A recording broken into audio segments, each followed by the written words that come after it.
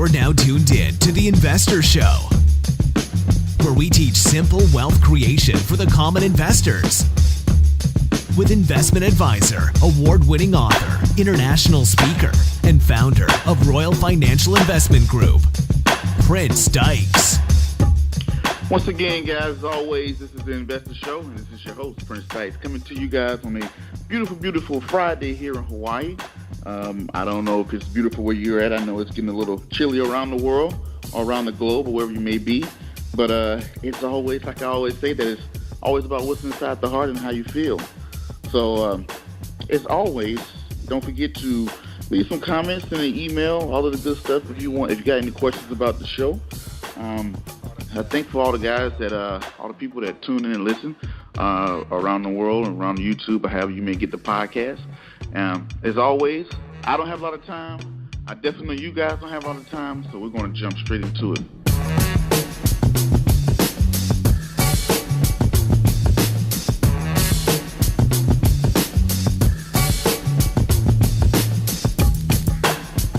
So what we have today, like you guys know I do, I always go in, I bring in the experts to come in and talk about different things and different topics. As you guys can already see in the title or the description, have you got this or saw this, today we're going to talk about IULs. And what I did was I went out and found very knowledgeable people, experts within the industry that I know that are doing very great with it, and I wanted them to come in and bring that advice to you. So today we have Mr. Brian Winterowd, or Guardian Financial Wealth Management, out of Austin, Texas, to come in and to tell us about the industry itself. But before we jump into the IULs, let's give a big round of applause and welcome Mr. Winterowd. How you doing, Mr. Winterowd? Pretty good, Prince. Thank you. Good to be here. Okay. Let's start this off by first, so the people who, I don't know who he is or what he's done or where's his background. Could you kind of tell people a little bit about yourself? I am at the bottom of all that I do, a retirement planner, which really requires that I wear a number of hats. Most of us understand that we have pieces and parts of this thing that's going to be part of our retirement plan, but it's not necessarily orchestrated or tested in any way to make sure that it's going to deliver as we hope it will.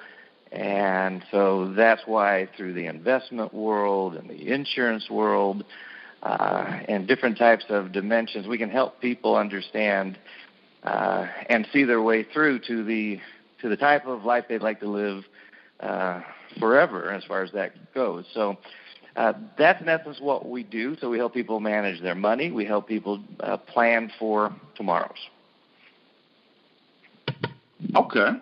Now, how did you get into this world? What's your background and stuff like that? How did you get into, finances and business? What's your background for people that don't know? I have a master's in business with marketing and finance as the emphasis. So for years, and I used to think that 1983 was just a little while ago, but now it seems to be quite a while ago. But my interest in dollars and cents and helping people throughout the years has been there. I wasn't always in the financial world. I basically began a couple of and sold a few different service businesses along the way for a number of years. And then, kind of when I was growing up, what can I really do that would make the biggest difference to help the most people?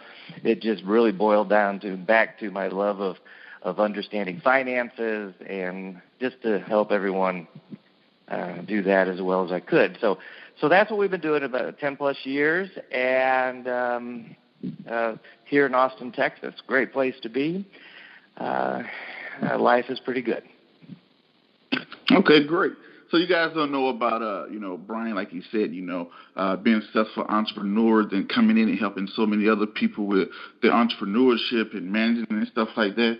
I actually spent some time. That's one of the places I interned in Austin, Texas, a few months ago, and that's how I met Brian. He's been over the time we've met now for about the last year or two or something like that, he's helped me out tremendously with, books and knowledge, and definitely been a great resource that I can reach out to and check things that I see and come across and stuff like that. So a very good guy and very instrumental in my career and my knowledge and stuff like that with moving forward. So I definitely want to appreciate that from you, Brian, all of you done and stuff like that. You're welcome. So I want to. Okay, thank you. So we're going to go into a quick segue, then we're going to come back, then we're going to get into what we came here to listen to for the IULs.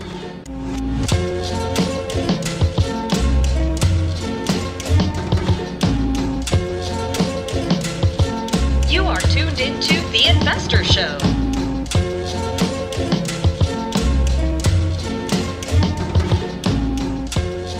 So Brian, now that we're back, I wanted to ask you, these index universal life policies out there, they're kind of like the hot thing in the industry, what I feel like personally, that are behind the closed doors. A lot of people don't know about them. Some people kind of know about them. But it's this notion of, hey, I can get some of the market wins and I don't get any other losses. It kind of goes into that notion of what Warren Buffett said, rule number 1, don't lose money. Rule number 2, see rule number 1. But when you look at the market, it's being so volatile, people don't know where it's going. You got all these different elections going on and markets going up and down.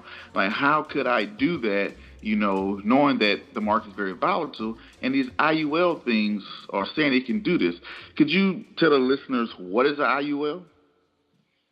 Yeah, let me start out by saying sort of what it's not, because that is what, if you ask most people to describe life insurance, they're not going to end up talking about indexed universal life. They'll be talking about term life, whole life, or universal. And those, of course, that's what you see on TV. That's what we grow up understanding and knowing. With those types of policies, typically speaking, we put in as little as we can for as long as we can to get as much as we can. And the as much as we can thing is the death benefit. What is that for? It is certainly not for the person whose name the life insurance is in because she has to die. That is really to produce what we would call just a legacy benefit. And 100% perfect in the cases where that is good and necessary. Indexed universal life is different. We typically, depending upon the age of the individual, we are not trying to put in as little as we can for as long as we can. We want to put in as much as we can for as short as we can. And we're not trying to build up this big death benefit. We're actually trying to reduce that as much as legally possible.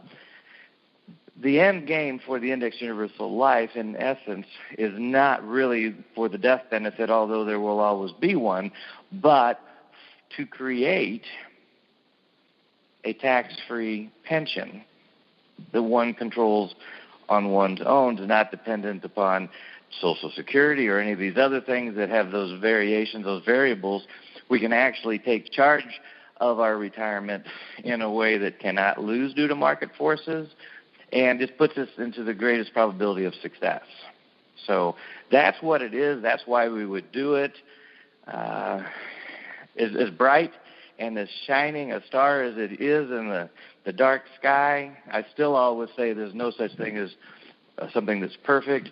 And as good and great as it is, it doesn't mean it would be good and great for everyone whatsoever. So it always comes down to how well does it fit. And I really don't care what something is called, life insurance or not. It's just what does it do, and does it do what you need done? So everyone should, unless there's a health concern, everyone should consider the indexed universal life because of the power that it has. But then, if it's going to be eliminated, it will eliminate itself if you're sitting with somebody who knows how to help you understand it. So if it's not a fit, don't use it. But if it is, consider it and what it can do for you down the road. So that's my overall approach to helping people understand indexed universal life. Okay, because like you said, when we hear the word life insurance policy, so you guys can give you a recap of what he said. When we hear the word of a life insurance policy, we think of, hey, I want to get pay a low premium that we hear on TV all the time. Hey, I'm going to pay a low premium. As easy as $9.99 or $19.99. You can get an insurance policy, and I want to pay a low premium, and I want to get the highest death benefit. But what he's stating is that you don't get that death benefit until you die. So you're trying to pay a little, pay as small amount as possible to get the biggest death benefit, and what he's saying, creating a legacy for later on down the line. But with this IULs, he's pretty much stating that if the mission has changed to where you're looking to put as little as possible to get, turn into a retirement pension plan for yourself later on in the future. Now, when people hear this, the first time I ever walked in and heard of an IUL and seen how they were set up, it's kind of mind-boggling. Like, wow, how does something like this exist? But nobody know about it. Why does nobody know about these or heard about it? Why they're not as popular as they should be? Well, the biggest. I'm sorry. Go ahead. And I wanted to add the question of how would you compare it to a regular? I'm at my job. I have a 401k. Okay. To the question, why don't we know about it? The vast majority of people, when they're seeking some type of retirement planning, financial advice, assistance, and all of that, are generally speaking in the brokerage world. And generally speaking, you won't find the index universal life policies in the brokerage world. That's basically true. So, and any financial commercial on TV really is coming from the brokerage world. Every once in a while it's insurance, but they're really not talking about indexed universal life, although it is the fastest growing portion of life insurance today. How does it compare to a 401k plan? So now let's just assume you're 25, 30, 35 years old, for instance, and you're making contributions out of each paycheck going into the 401k. There may or may not be a match. All of that money is tax deferred. You get the write-off on that particular tax return, and it just grows tax deferred. It is exposed as to the extent that it is within the 401k to market forces. So 2007, 8, 9, not so good. Since then, lots better. It's up and down. So there's a bit of a wild card out to the outcome. Now, if you choose instead to put the money into an index universal life policy instead of your 401k, most of the time when we run the forecast and crunch the numbers and hinder the index universal life policy as much as we could, would, should, to not inflate what it can do,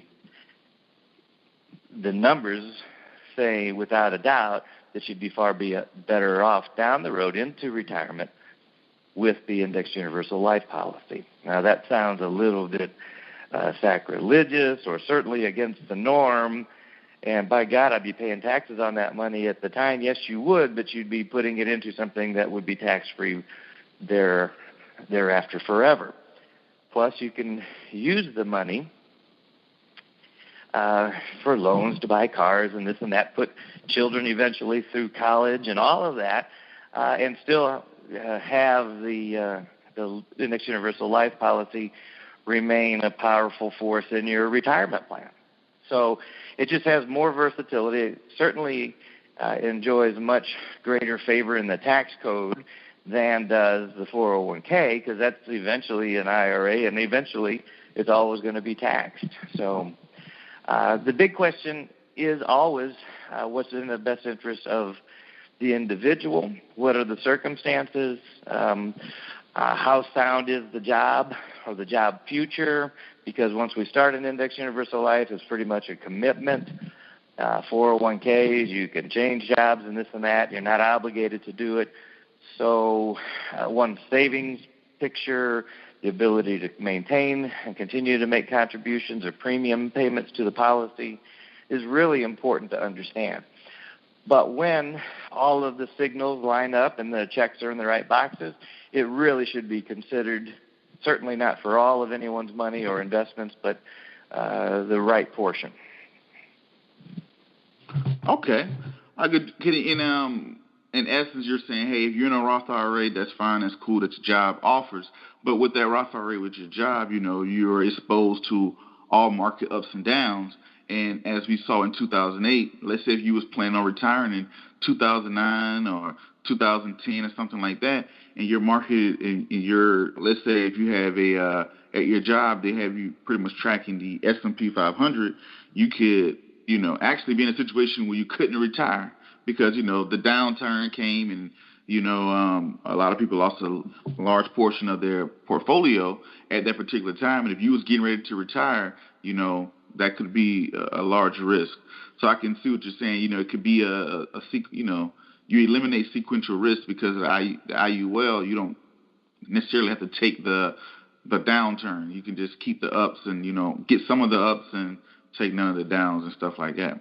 So that's a very good portion of it. Because, when somebody's sitting back, they're listening to this or they hear about IUL, I've seen people that have been introduced to them and they can't grasp their mind around it. They're like, okay, so you mean to tell me I can get a life insurance policy and I don't have to die to be able to use it. I can use the money. It has a death benefit to it. I don't get none of the market loss. I'm going to get some of the wins. All that stuff sounds good, but what is the catch? That's what people look for. Like, it has to be something here. What is the catch? So could you give the pros and cons of an IUL? Yeah, you've just been through a lot of the pros. They're not exposed to market losses. The market goes down 1%, 40%. You cannot suffer losses due to market forces. And it would generate income if you did indeed retire in 2007 and then the floor just dropped completely out. Your income, your savings that are within the IUL would not have been devastated, would not have been dampened. They would remain the same. So the principal protection dimension of it, the tax-freeness of it, a Roth IRA is tax-free, but when one passes away, the Roth IRA value just goes to somebody else dollar for dollar. But here is a tax-free instrument in the Index Universal Life policy that we're not for the death benefit. But in reality, if we were to put the same dollar into the Roth and the same dollar into the Index Universal Life policy and die the same 10, 12 years later, there would be a much greater benefit to the beneficiary of the Index Universal Life policy. That's just what life insurance does that a standalone Roth IRA cannot do. What are the concerns? Being able to contribute enough into it to make it worth your while, and it can be hundreds of dollars a month or it can be thousands. The more in, surely the more out. Everybody understands that. So it is one financially able to construct a policy that is worth the while. Okay, so that is key. That is critical. One's health makes a big difference. This is a life insurance policy. You have to qualify. There's underwriting. It takes a month and a half to get from start to finish, and there can be some questions that come up along the way regarding health that could make it either not accessible or unaffordable. That's all possible. The cost of the life insurance policy, people always have concerns about, and they're real. They are real. They're greater in the beginning than it would have been if you'd have put the money into the 401k. There is no doubt or question about that. But that's in the early years. the greater time, the more time passes, the less true that is. And in fact, 10, 15 years into it, more often than not, it is really a win from a cost perspective to be in the Index Universal Life compared to keeping the money in the 401k. Okay. The other good side of the Index Universal Life is comparing it particularly to the 401k. The Index Universal Life provides income for life. Okay. The 401k will last as long as your distributions from it allow. You can maintain a much higher tax-free balance of income in retirement from the Index Universal Life policy than the comparable 401k. That's just, if we just use historical numbers, that would be the case. So, circumstances in one's life, one's health, financial picture, all of those things are important, and any one of those dimensions could provide a favorable or unfavorable reason to be for or against the Indexed Universal Life. Okay. So essentially, you're saying, hey, if you make enough money, is one of the biggest concerns of you on your health. You know, if you got good health, and if you do have good health, or you're financially able to make it worth your while. So you briefly touched on it, what you're saying, what one had to do to qualify. You know, what are the things someone has to do to qualify besides the health? Is there an age requirement? Do you have to have a certain income level? Someone may be listening saying, hey, you know what, that's a very good point. But before we jump into that, you know, we're going to cut into a segue, and then we're going to come back and we're going to talk about actual qualifying for a IUL.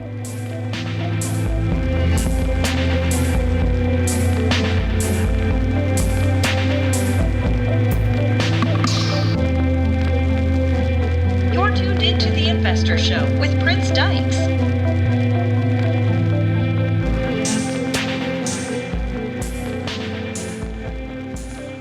All right, guys, welcome back. Now, you've been spending time here with Mr. Brian Winterowd out of Guardian Financial Wealth Management, and we're going to talk about what you guys heard about qualifying for the IUL. You heard all the pros and cons. You kind of heard about what it was. You heard about, you know, the goods and the bads about it and all that good stuff like that. So now you may be sitting back saying, okay, well, do I have to be 40 years old, 50 years old? Do I have to have a certain income, whatever the case may be? So, Brian, could you tell them what they need to do to actually, or what are some of the requirements to qualify to actually be able to get into one of these policies? Sure. Before we even, I always will ask if it's sitting with someone and it's somewhat apparent to me that there's potential for the life insurance policy, the Index Universal Life, to play a role in their future. I'm going to ask pretty quickly and as delicately as I can, you know, about their health. Is there anything there? You know, most of us, the older we get, there's, you know, high blood pressure medication and all of those things. Most of those types of lower level health concerns, certainly those which are treated, which can easily be treated by medication, do not make a difference. All right. We start talking about bigger heart and circulatory and diabetes and just greater health concerns could actually make it so that we cannot get the policy. But just because we cannot get the policy on ourselves, let's just say that my health was nowhere near where I wanted it to be. You know, I'd had a heart attack or whatever it may be. If I'm married and it's demonstrable that I don't qualify, then I can actually have the life insurance be in my spouse's name, and I can begin to benefit from that as well. So it's not always a dead end, if you will, if there's a health concern. But that's part of it. Now, how old? One of the answers is, generally speaking, the younger the better, but that's not at all really truly the case. We could open up one of these policies. I've got them for 6 and 7 year olds. Okay, so as young as that, and as old as 78, I think. So those are, but they're kind of constructed for two different time zones, two different reasons, but that just lets you know there's a pretty widespread difference. If the 6 and 7-year-olds are getting it, obviously they're not paying for it, but a parent would be. Okay. Now, sweet spot, 25 plus. The reason it would be better at 45 versus 25 is, typically speaking, we have more income, more disposable income. Children may be through college already, whatever it may be. So available discretionary income, if there's more of it, then we can do more with the policy, which will create better benefits down the road.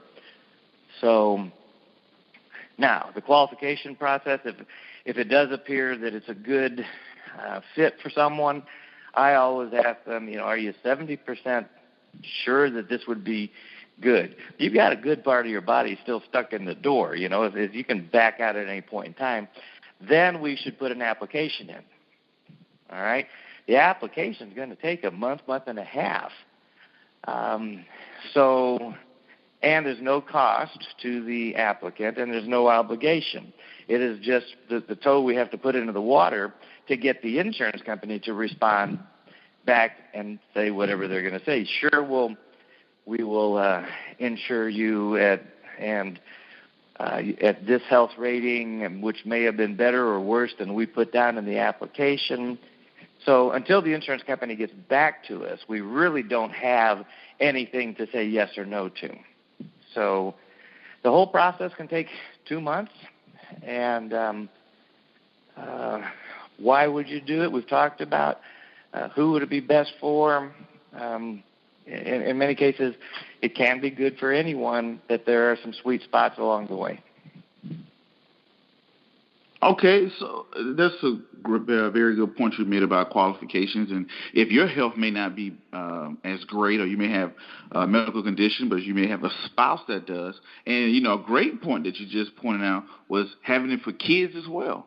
You said the 7, 6, 7, 8 was the lowest age of a client, and that could be a great way to start investing for your kids in the future, where they could have a life insurance policy and, actually save up some money to go to college and not have to actually die in order to get the benefits. So that could be a great instrument as well. Now, I kind of hear this sometimes, what are some of the fees that are associated with these IULs? Because I know not all IULs are the same, what are if someone is going out to seek one, what are some of the things you would tell them to kind of, hey, well, not all IULs are the same, and, this is what I should look for, or something like that? There are basic costs involved with any IUL policy, and they don't really change too much from one company to another. If you are deep enough in consideration to look at getting one, whoever's helping you can and should generate what we would call illustrations. Those can itemize the cost year by year by year, so that you can see them and understand them. It's a big part of the cost is certainly just the cost of life insurance. Okay. Because the insurance company, you put in, $10, they're on the hook for 20. And so the difference between those two numbers is their exposure, and that'll determine the cost. So the younger we are, typically the lower the cost, and as we get older, that changes. But the Index Universal Life policy offsets that by decreasing the death benefit as time goes on, as we begin to consume it and get income. So look at the costs throughout time. Other costs that are there, there's a premium. There's usually a 5% tax on the premium for every dollar that goes in. 5 cents of it's going to go to the state and federal side of life.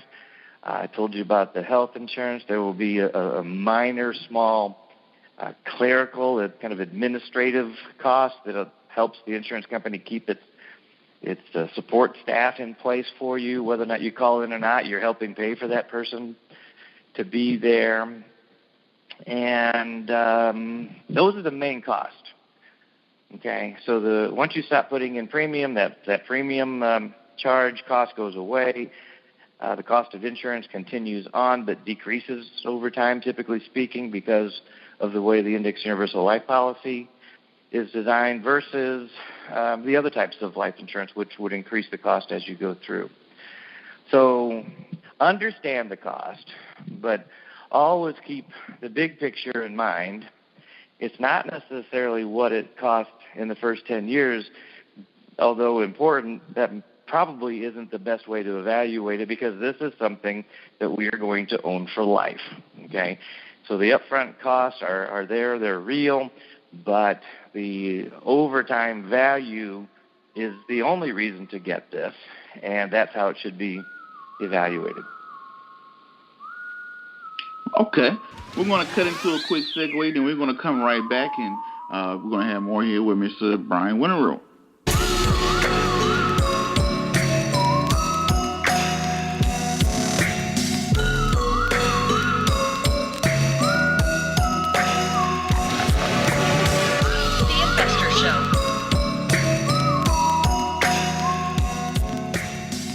All right, now that we are back, is two more topics that we're going to hit here. You know, we've kind of been briefing on it already. We're going to talk about, you know, now that you heard it and you want to get in contact with Mr. Winterowd and understand, hey, you know, I think it's a pretty good product. How do I get one? And we're going to discuss, you know, someone who may be sitting back saying, okay, well, do I have enough money to get one? So if they wanted to get one, and how much money would they need, and how could they actually get one itself? What would you give on that? Yeah, so it's because Index Universal Life is just contrary of the flip side, if you will, of traditional life insurance. It's with traditional life insurance, the question is how little can I put in, and it's just quite the opposite, really, with Index Universal Life, is how much should I put into it.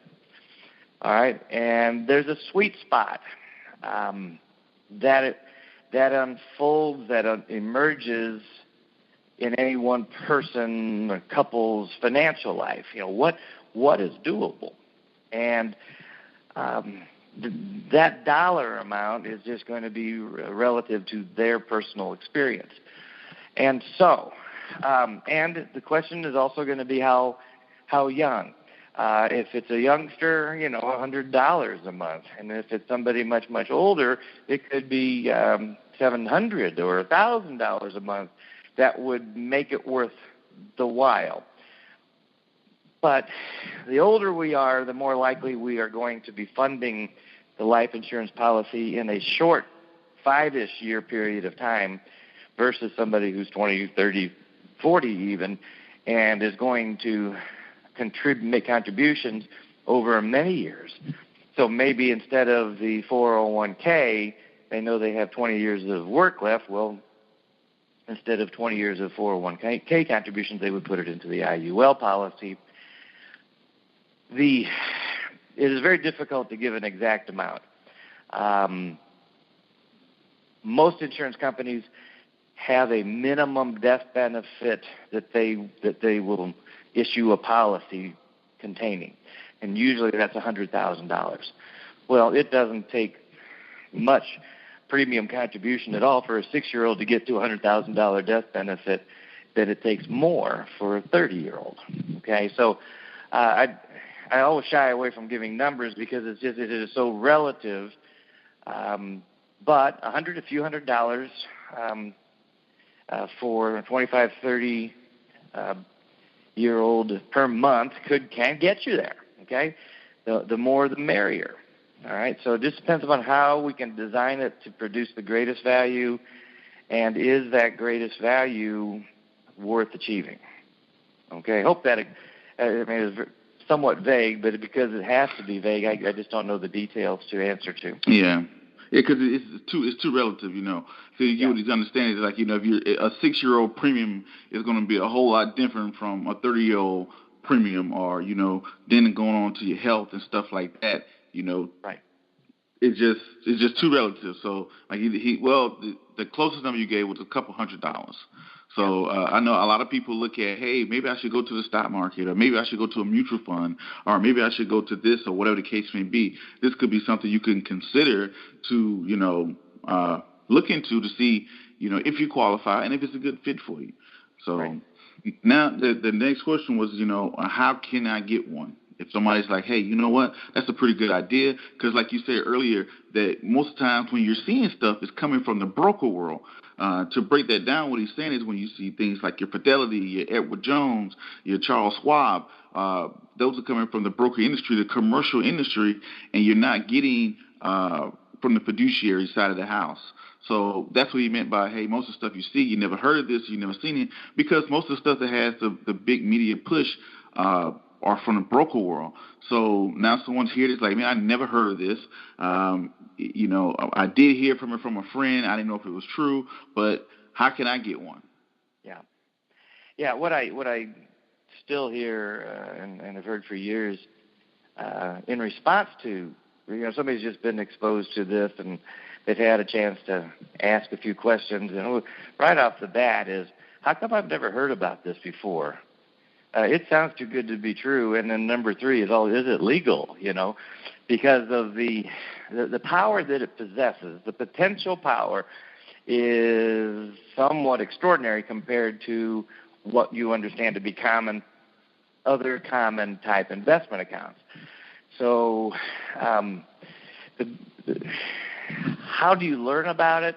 I mean, I will always be willing to chat with somebody that's listening, so just to help you get more understanding of your particular circumstances. So just reach out to Prince, and he can connect you with me. On your own, there are some decent books out there that you can read, and one of those is The Better Money Method. It's by Terry Laxton. It's a good book, but the guy's humor is a little quirky, and sometimes people say everything was good but the humor. But yet, if you get through the humor, you might even like it. But if you get through it, then the message is great. One that I really like is called The Retirement Challenge, and it's written by David Gaylor, Rodney Harris, and Gary Reed. Simple, 60 pages. It's talking about more of how to use it if you had started when you were 30, and it tracks it through to retirement. What would it have done? And it gives basically 3 examples. Somebody just stays with the 401k, somebody goes with the brokerage world, and somebody used the IUL. What are the differences?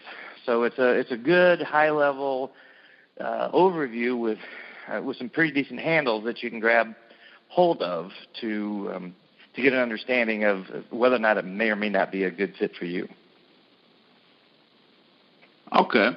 So just the 2 books that he named, here on the Investor Show, we always do things to help people. And just for you guys for being great listeners and stuff like that, the first 2 people to email me, email the show, I will send you a copy of those books.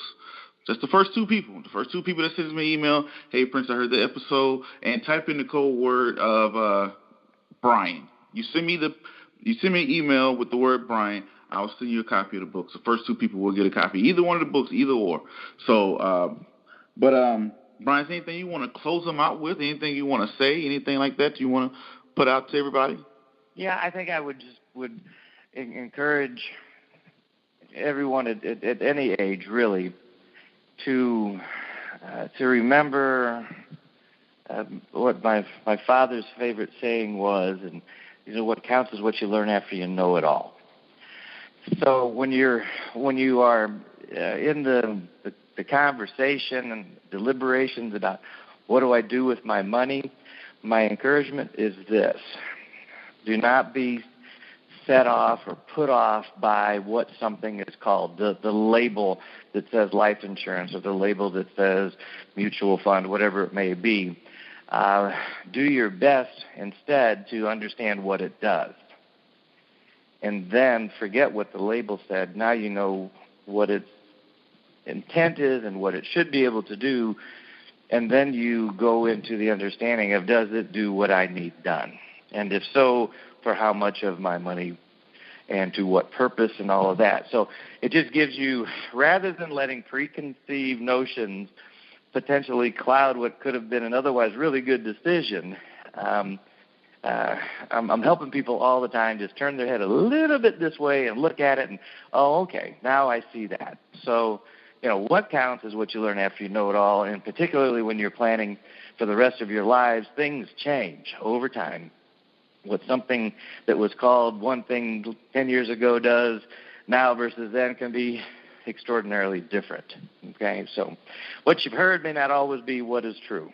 So, but that's what I would do. And for the Index Universal Life question in particular, it is good. Nothing else does what it does. We didn't even talk about the bank on yourself concept, the way that you can borrow money and use it to leverage money. This is what the wealthy have been doing for years. So there are a lot of positives to it.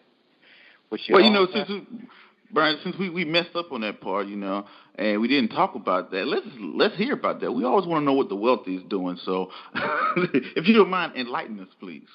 So, if you've got one of these policies and it's been around for a while, and let's just say you've got enough cash value within it that would pay for the car of your dreams, whatever it may be, the car you're going to buy. And furthermore, assume that you're going to purchase the car on credit. Nothing down. A 5-year note. And you're going to get it it's a 3% note. So it's a $30,000 car. And at the bank, you're going to, over the next 5 years, send $34,000 to the bank in even payments. Okay? What happens if you miss one of those payments? Well, they're fairly quick to point it out to you, and you miss another, and all of a sudden they're starting to threaten a little bit here and there. Okay? Not necessarily good, but that's just the way it is. You're the bank's best customer ever. You pay early. How much of your money are they going to give you back? None. The full $34,000 that you paid, principal and interest, is gone. You own the car. Let's say it's worth $15,000 later after you're through paying it off. Compare that to borrowing the $30,000 out of your life insurance policy. So let's assume that the cash value was $30,000 and the account value was $40,000. Okay, because there'll be a difference between those two. When you get the $30,000 out, it does not come from your account value. So the $40,000 that I was just referring to would not be dinged. It would stay there, and it would be growing each year during those 5 years that you're paying it off as if the $30,000 never came out. So your principal is not only protected, but it's going to grow, and it won't be, the $30,000 would not be subtracted from it. The $30,000 actually comes from the insurance company. It's a loan to you. And so when let's just say it was a 5% loan for the insurance company instead of a 3% at the bank. So in 5 years, you repay $35,000 to the insurance company instead of $34,000 to the bank. What happens if you miss a payment to the insurance company, or 3 or 5? They don't care. It is your money. You can determine the cadence at which you wish to repay it, if you want to repay it at all. But let's just say that you do make those even payments. So now you've sent $35,000 to the insurance company. How much of the $35,000 does the insurance company keep? You borrowed $30,000. You gave them $35,000. The difference of $5,000 is the interest. That's what the insurance company keeps. The other $30,000 goes where? Back into your account, to the cash value. Okay? So not only did you make payments back to yourself, the principal returned to you, but you still have the $15,000 car. Okay, so that's bank on yourself, private banking. Write those things down. Bank on yourself, private banking. Google it. I think you'll like what you see. Just the concept of it. You say, my God, why don't I know about this? How do I do it? The life insurance policy does it intrinsically, and other places do not. So that's a value that it could be used to buy cars, to remodel the kitchen, to put kids in college. You know, as time goes on, this thing gets more and more valuable. Yeah, you can do more things with it that you no way on God's green earth that you could do with a 401k or any other kind of an investment account, for that matter. So that's the bank on yourself, private banking portion of it that is just icing on the cake. Whether or not you use it is up to you, but it's there to be used. Wow, that's really amazing, you know. Learn about private banking and banking on yourself, you know. Most of us think about banks and getting a loan. We don't think about getting it from ourselves, right. You know. So, right. You know, but that's why the wealthy is wealthy.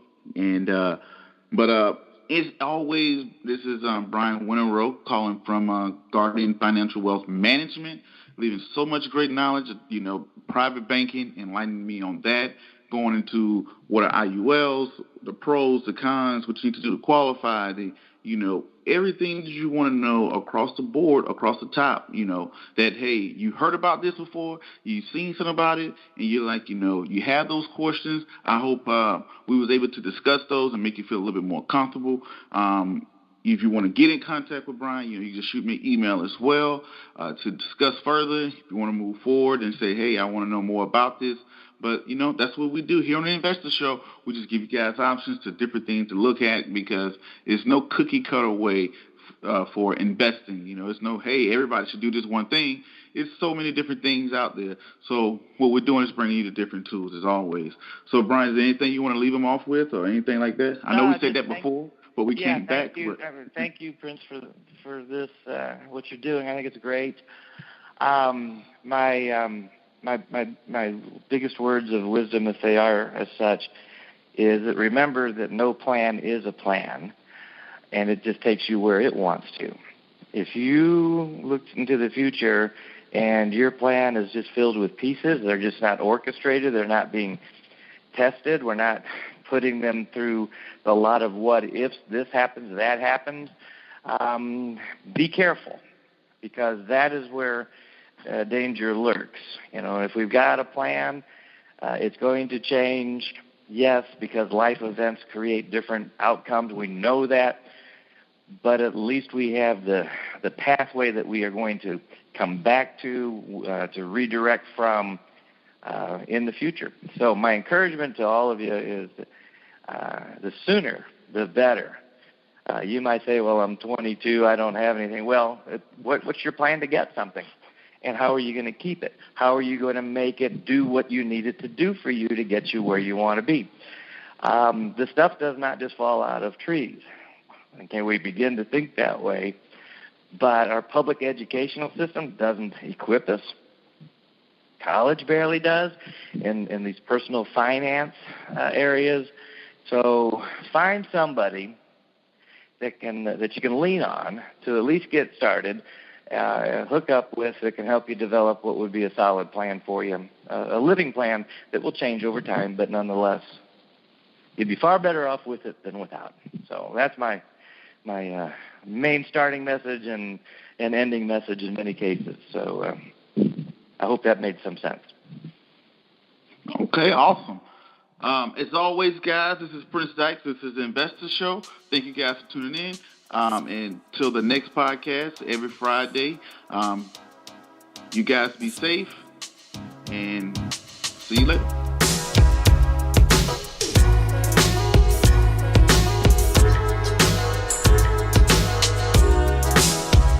This has been The Investor Show.